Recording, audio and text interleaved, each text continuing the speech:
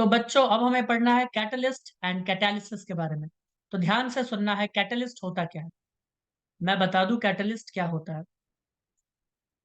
Catalyst ऐसे compounds को हम लोग कहते हैं जो खुद तो रिएक्शन में पार्टिसिपेट नहीं होते हैं। ध्यान से सुनिए, ये खुद रिएक्शन में पार्टिसिपेट नहीं होते, बट रेट ऑफ रिएक्शन को ये अफेक्ट करते हैं। ये क्या करते हैं, रेट ऑफ रिएक्शन को अफेक्ट करते हैं। केमिकल काइनेटिक्स में मैंने बताया भी था, योगेश दादा भूल गया होगा, बट कोई नहीं, मैं फिर से बाद में बता दूंगा। जब केमिकल काइनेटिक्स पढ़ते हैं तो वहां पे डिटेल में पढ़ते हैं इसके बारे में। तो मैं बोल रहा हूँ कि ये क्या करता है, रेट ऑफ रिएक्शन को बढ़ा देता है या घटा देता है। ये बढ़ा भी सकता है, ये घटा भी सकता है, दोनों काम कर सकता है ना। अगर इंक्रीज करता है मान लो, तो इसे हम लोग क्या कहते हैं, नेगेटिव कैटलिस्ट। क्या कहते हैं, नेगेटिव कैटलिस्ट। तुम बोलोगे ये नाम तो काफी अजीब लग रहा है, मैं बताऊंगा नेगेटिव क्यों कहते हैं। और अगर ये डिक्रीज कर देता है तो इसे कहते हैं पॉजिटिव कैटलिस्ट। क्यों, मैं बताता हूँ। अगर रेट को बढ़ाता है, किसी के रेट को, रिएक्शन के रेट को बढ़ा देता है, तो उसे कहते हैं नेगेटिव कैटलिस्ट, इसलिए क्योंकि ये एक्टिवेशन एनर्जी को कम कर देता है। ये एक्टिवेशन एनर्जी को क्या करता है, कम। एक्टिवेशन एनर्जी जानते हो तुम लोग, या बता दे थोड़ा, या छोड़ दे केमिकल काइनेटिक्स के लिए, जल्दी बोलो जैसा बोलोगे, क्योंकि ये टॉपिक केमिकल काइनेटिक्स का है। बता दे या छोड़ दे। मर्जी सर। मेरी मर्जी, मेरी मर्जी हाँ, कहता है छोड़ दो। ठीक है छोड़ दो, तब बताओ। तब बताएंगे ही। छोड़ो अभी, छोड़ देते हैं, फालतू में बताएंगे, छोड़ो। हाँ, तो बस ये याद रखना कि कैटलिस्ट ऐसे कंपाउंड्स होते हैं जो रिएक्शन में खुद पार्टिसिपेट कभी नहीं करते। ये क्या करते हैं, बस रिएक्शन को के गति को या तो तेज कर देंगे या तो धीरे कर देंगे। जनरली अगर कभी कोई कुछ भी पूछ ले ऐसे ही कि छोटू एक बात बताओ, कैटलिस्ट का काम क्या है, तो हमेशा तुम क्या बोलोगे, इंक्रीज करना। अगर कुछ नहीं बोल रहा तो तुम क्या बोलोगे, इंक्रीजेस। ठीक है, क्या करता है वो, इंक्रीज करता है। ठीक है, रेट को इंक्रीज करता है। क्योंकि कभी भी हम लोग जो यूज करते हैं ना कैटलिस्ट, ज्यादातर रेट को बढ़ाने के लिए। ठीक है, बताइए। और रेट अगर बढ़ जाएगा तो मुझे बताओ, अभी अभी तुम लोग इक्विलिब्रियम पढ़ के आए हो, इक्विलिब्रियम पे कोई असर पड़ेगा क्या, जल्दी बताओ। अच्छा सवाल पूछे हैं। नहीं, मृणाली, ममता, बोलो। नहीं पड़ेगा। इक्विलिब्रियम बस जल्दी आ जाएगा, है ना। इक्विलिब्रियम क्या हो जाएगा, जल्दी आएगा, यही होगा और कुछ नहीं होगा। क्यों, बताओ मुझे। यही क्योंकि होगा। क्योंकि ये वो रिएक्शन में पेट। पार्टिसिपेट नहीं करता। हाँ, रिएक्शन में पार्टिसिपेट नहीं करता, बट रिएक्शन को चूंकि ये तेज करवा देता है, तो जल्दी आ जाएगा इक्विलिब्रियम। मान लो इक्विलिब्रियम 2 घंटे बाद आने वाला था, 1 घंटे पहले आएगा, क्योंकि गति इसने क्या किया, तेज तेज कर दिया, और कुछ भी नहीं करता है। ठीक है, बोलो कोई दिक्कत, बोलोगे नहीं कोई दिक्कत। अब ये होते हैं दो अलग अलग तरह के, जैसे कि एक होता है होमोजीनस, दूसरा होता है हेट्रोजीनस। कैसे होते हैं होमोजीनस और हेट्रोजीनस, ध्यान से सुनते जाइएगा। जब रिएक्टेंट और कैटलिस्ट दोनों का फेज क्या हो, सेम, अगर वो लिक्विड है तो ये भी लिक्विड, वो गैस है तो ये भी गैस, ऐसा है। समझ में आया, तो उसे हम लोग कहते हैं, उसे हम लोग कहते हैं होमोजीनस, उसे हम लोग क्या कहते हैं, होमोजीनस कैटलिस्ट। यहाँ पे देखो, ये गैस है, रिएक्टेंट गैस है, और यहाँ पे ये देखो कैटलिस्ट, ये भी गैस है ना, ये भी गैस है ना, तो क्या हो जाएगा, होमोजीनस। ये लिक्विड, ये एक्वस, एक्वस यानी लिक्विड पानी के साथ, ये भी एक्वस है, तो क्या हो गया, होमोजेनस। लिक्विड लिक्विड लिक्विड क्या हो गया, होमोजेनस। तुम बोलोगे हाँ, होमोजेनस हो गया। रिएक्शंस याद नहीं रखना, कौन सा रिएक्शन याद रखना वो भी मैं बताऊंगा। ठीक है, आओ। दूसरा, हेट्रोजीनस का बात करते हैं। हेट्रोजीनस में अलग अलग हो सकते हैं, रिएक्टेंट है गैस लेकिन ये है सॉलिड, रिएक्टेंट है गैस बट ये है सॉलिड, रिएक्टेंट है लिक्विड बट ये है सॉलिड, रिएक्टेंट है लिक्विड गैस, ये है सॉलिड। देख रहे हो, तो जब इनका फेज अलग अलग होता है दोस्त, तो इसे हम लोग कहते हैं, इसे हम लोग कहते हैं हेट्रोजीनस कैटालिसिस। क्या कहते हैं, हेट्रोजीनस कैटालिसिस। बताइए कोई दिक्कत, नहीं। बताइए कोई दिक्कत। नहीं सर। Very good. अब कुछ होते हैं टर्मिनोलॉजी, जैसे कि कुछ होते हैं प्रमोटर्स, कुछ होते हैं इनहिबिटर्स। अब तुमको मैं बता दूं, एक रिएक्शन इसमें देना चाहिए, दिया है कि नहीं दिया है, नहीं दिया है, चलो कोई बात नहीं। ये है हैबर्स प्रोसेस, बहुत ही इंपॉर्टेंट। रिएक्शन है, बड़ा इंपॉर्टेंट रिएक्शन है। ये हबर्स प्रोसेस को कैटलाइज करता है ये आयरन। तुम बोलोगे अच्छा, हाँ ये कैटलाइज करता है आयरन, लेकिन इस आयरन को प्रमोट करता है मॉलिबेडनम। तुम बोलोगे प्रमोट का मतलब सर क्या करता है?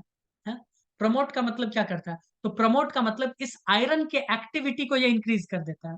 ये आयरन के एक्टिविटी को क्या कर देता है? इंक्रीज कर देता है। समझ में आ रहा है? अरे समझ में आ रहा है क्या?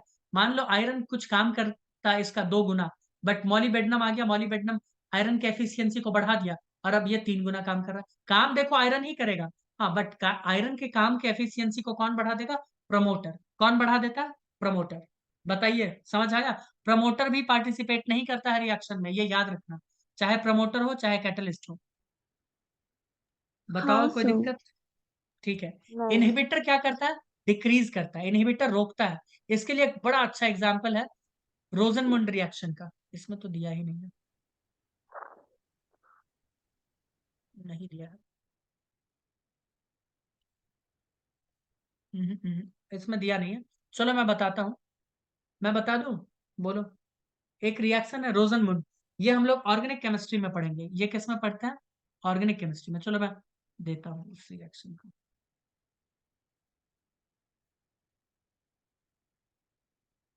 ऐसे ऐसे नेम रिएक्शन हमको लगभग 40 रिएक्शन पढ़ने हैं रोजनमुंड रिएक्शन। ठीक है, 40। तो इसमें है एक हमारे पास compound RC double bond O halogen. इसको पैलेडियम, पैलेडियम क्या है यहाँ पे? पैलेडियम है।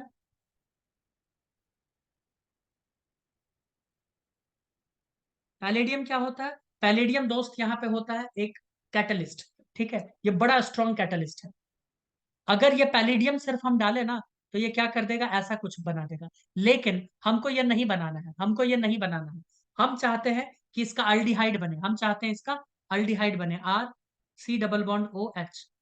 तो हम हाइड्रोजन गैस देते हैं। अगर हाइड्रोजन गैस दोगे और सिर्फ पैलेडियम दोगे, तो ये क्या बना देगा? RCH3। क्योंकि पैलेडियम बहुत ही स्ट्रांग होता है। पैलेडियम क्या होता है? बड़ा स्ट्रांग कैटलिस्ट होता है। तो इसके एफिशिएंसी को थोड़ा सा कम करना पड़ेगा ना। बताओ। हाँ। तो इसके एफिशिएंसी को कम किया जाता है किसके द्वारा? BaSO4 के द्वारा। तो ये BaSO4 यहाँ पे किसकी तरह काम कर रहा है? ये BaSO4 काम कर रहा है इनहिबिटर की तरह। इसे हम लोग कैटालिटिक पॉइजन भी कहते हैं। Catalytic poison. पॉइजन क्या काम करता है? रोक देता है, एफिशिएंसी कम कर देता है। यानी इस रिएक्शन का जो होना चाहिए था वो कम हो गया थोड़ा सा। समझ में आया? बताइए। हाँ। ग्रेट। कैटालाइटिक पॉइजन हो ही गया। ऑटो कैटलिस्ट क्या होता है? कुछ ऐसा कंपाउंड्स बन जाता है रिएक्शन के बीच में ही, मान लो वो खुद ही रिएक्शन को रेगुलेट करने लगता है, यानी फास्ट करने लगता है। ये मान लो कोई रिएक्शन चल रहा है, रिएक्शन चल रहा है और अचानक से बीच में ये बन गया, और ये कैटलिस्ट की तरह काम करने लगता है अपने ही रिएक्शन में। समझ में आया? और ये रिएक्शन को क्या करता है? अपने स्टेज को, मतलब कि अपने रिएक्शन के रेट को फास्ट कम ज्यादा ये करने लगता है। इसे कहते हैं ऑटो कैटलिस्ट। क्या कहते हैं? Auto catalyst. बताइए कोई दिक्कत है क्या? नहीं सर। ठीक है। अब होता है इंड्यूस्ड कैटलिस्ट। इंड्यूस्ड कैटलिस्ट काफी अलग कहानी है। इंड्यूस्ड कैटलिस्ट जब एक केमिकल रिएक्शन की वजह से दूसरा केमिकल रिएक्शन का रेट बढ़ जाए या घट जाए, उसे कहते हैं इंड्यूस्ड कैटलिस्ट। मैंने यहाँ कंपाउंड नहीं बोला है, मैंने क्या बोला है? एक केमिकल रिएक्शन जब दूसरे केमिकल रिएक्शन को रेगुलेट करने लगे या उसकी वजह से वो प्रभावित होने लगे, या तो रेट कम हो जाएगा या तो रेट ज्यादा होने लगेगा। ठीक है, तो उसे हम लोग क्या कहते हैं? उसे कहते हैं इंड्यूस्ड कैटलिस्ट। क्या कहते हैं दोस्त? Induced catalyst. समझ आया? डिटेल में इसके मत जाइएगा, एग्जाम्पल भी मत पढ़िएगा। ठीक है। कैटलिस्ट क्या होता है, किस तरह का होता है, ये पढ़ना होगा तो पढ़ लेना, नहीं तो हम लोग इसके बारे में पढ़ेंगे कहाँ पे? केमिकल काइनेटिक्स में। और योगेश दादा पढ़ भी चुके हैं, बट फिर भी एक बार पढ़ लेना।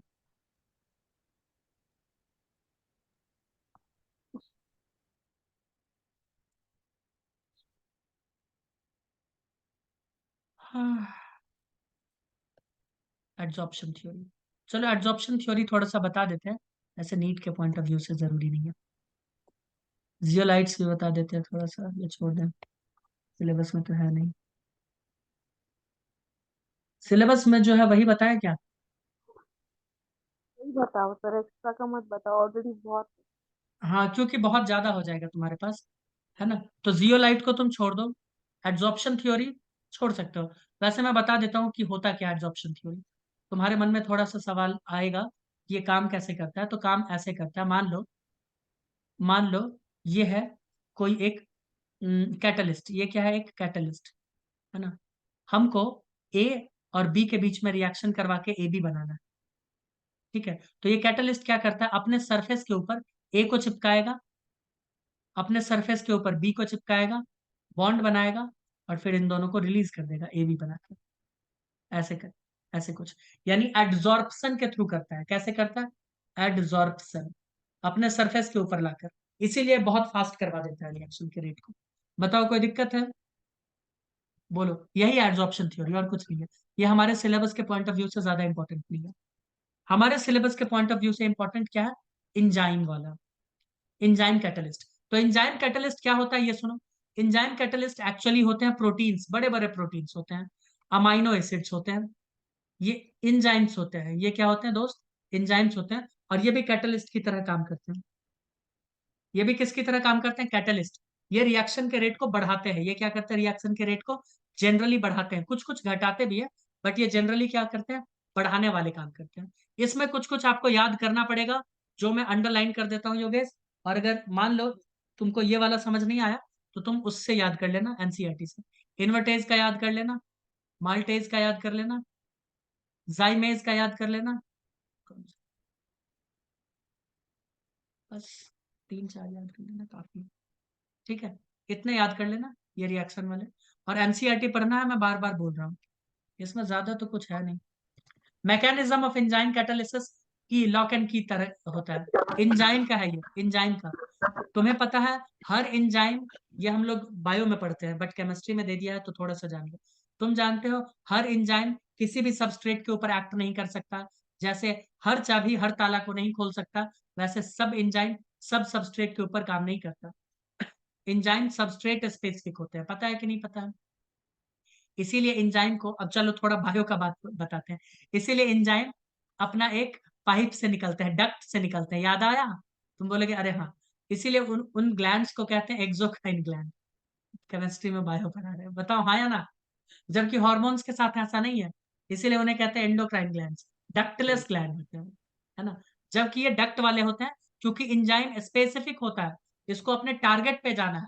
जैसे कि चाबी, उसको ताले के पास जाना है, और वैसे ही ये काम करता है, सेम कहानी।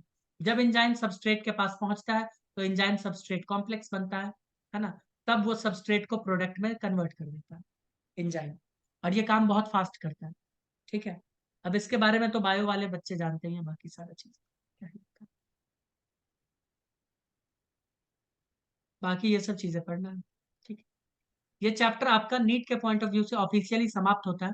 लेकिन मैं फिर से एक चीज बता दूं, जिनको इसमें 100%, मान लो एक सवाल आता है, वो 100% हिट करना है, तो उनको एनसीईआरटी पढ़ना है, उनको एनसीईआरटी अच्छे से पढ़ना है, और याद भी करना है, ठीक है, इस चैप्टर को। ये